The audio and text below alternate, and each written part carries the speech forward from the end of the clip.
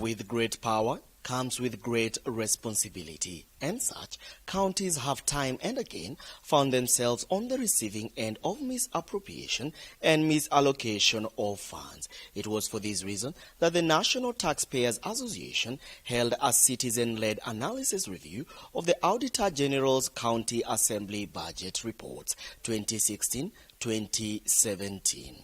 Review on the Auditor General's report focused on domestic and foreign travel, car loans and mortgages, audit committees and internal audit, allowances, pending bills, and fixed asset registers.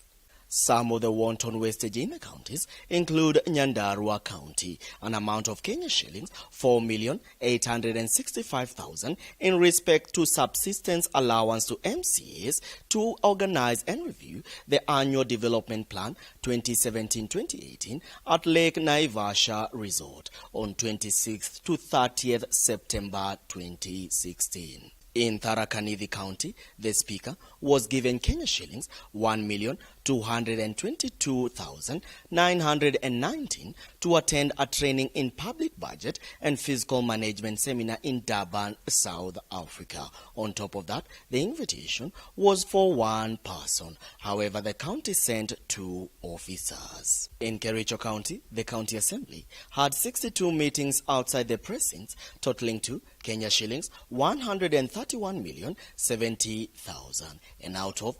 1,159 committee meetings, totaling to Kenya shillings 187,332,000, only 18 reports and 6 statements were prepared and tabled in the plenary. In Siaya County, a whopping Kenya shillings 234,583,200 was spent on domestic travel.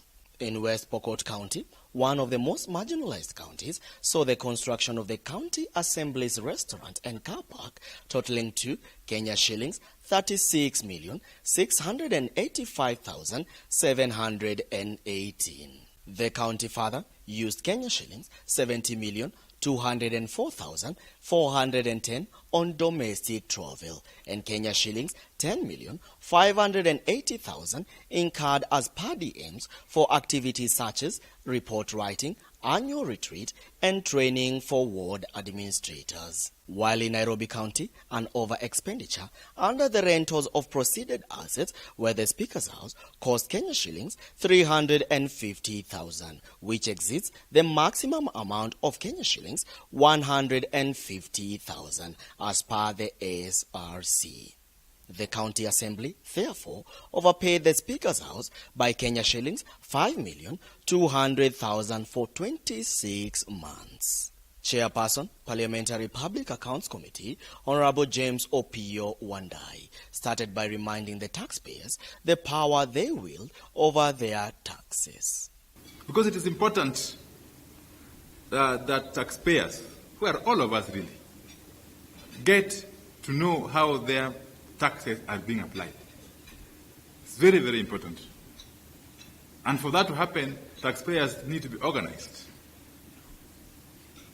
And this is one of the avenues through which taxpayers can collectively be able to voice their opinions, views on how their taxes are being applied.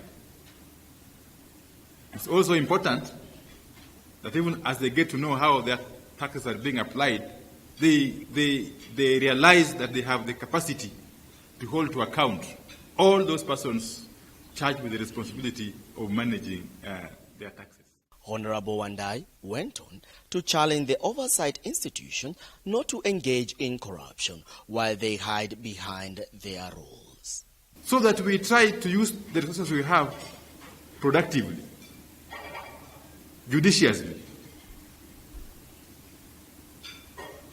Because otherwise, if you are an oversight institution, you're supposed to be taking care of taxpayers' money, and yet you are the one indulging in misuse of taxpayers' money in the course of the so-called oversight, then it defeats the purpose.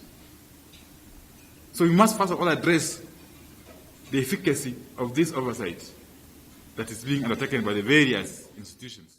Deputy Director, Office of the Auditor General, David Cherono, highlighted the budget-making process and how to enforce accountability. We need to play our roles, because when we talk of resources, we know this is a budget process. And budget process requires that as citizen, we need to participate right from start so that we know our priorities. And at the end of the day, also after the budget process, is during the planning, then the budget itself, formulation, then approval, then the next level is implementation. Then there is the level of now review, evaluation and audit. And this is the product of audit which gives you, a citizen, the window to be able to assess accountability when it comes to the use of your public resources. With the review of the report focusing on the county assemblies, the national coordinator, NTA, Irene Otieno, highlighted the reasons why. The other reason why we wanted to start this conversation with the assemblies is, remember, for us, we view the assemblies as a high office, an office that should provide oversight for how the executive and how finances, they approve these budgets. So if they themselves are found to not be putting and practicing the law, then how would they then monitor the executive? So for us, it was just a start. The amounts might not be significant, but there is no money which is a taxpayer's money that you cannot say is significant. So all taxpayers' money is significant. But the other thing we are trying to bring as a conversation is, this is an office. Audit, the assemblies should not be an office that we find with such issues. So for us, that is the fundamental question. And it goes to the issues of our values as a nation, who are we electing, and such fundamental issues.